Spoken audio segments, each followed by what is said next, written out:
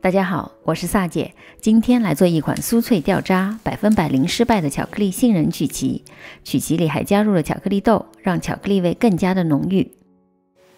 先把无盐黄油切成小块，这个状态的话，黄油还太硬，不适合马上打发，需要室温软化。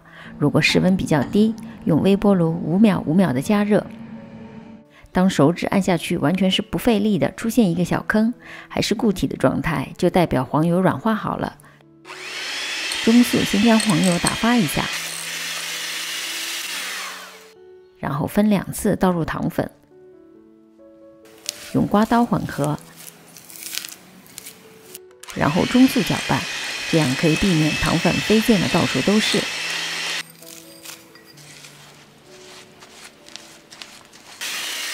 黄油的颜色慢慢的变浅，很轻盈和顺滑，体积也明显膨胀起来，看起来好像羽毛一样。鸡蛋也要用常温的，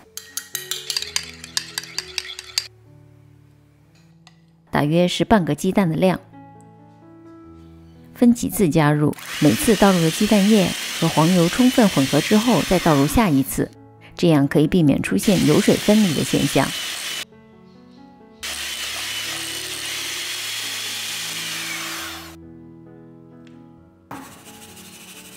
分2次筛入低筋面粉和可可粉，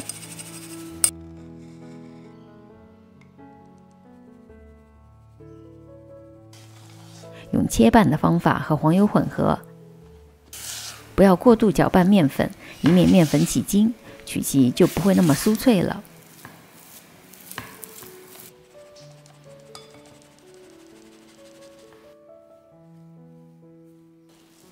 当这个面团已经见不到干粉，就可以加入杏仁片和巧克力豆一起混合。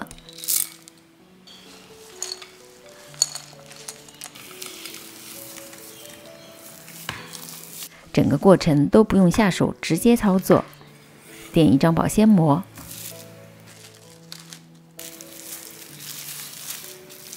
面团搓成一个长条，也可以搓成圆形或者其他的形状。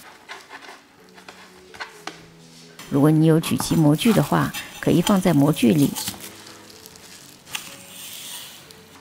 放入冰箱冷冻至少1个小时定型。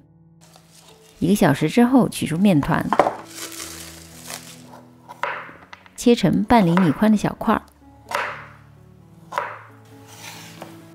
平铺在不粘烤盘里，放入预热好160度的烤箱中层，烤至28到30分钟。刚出炉的曲奇有点软软的，先别着急动，全部凉透之后就会变得很酥。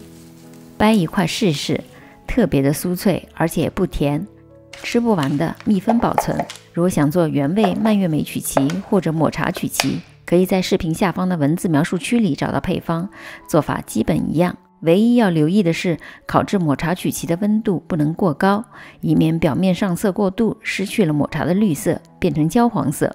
大家不妨在家动手试试，欢迎上我的 Facebook 发作业。离开前千万别忘了订阅、点赞和按下小铃铛，有问题也可留言给我。还有大量精彩的蛋糕和面包视频，请进入萨姐的南腔北调观看。我们下集再见。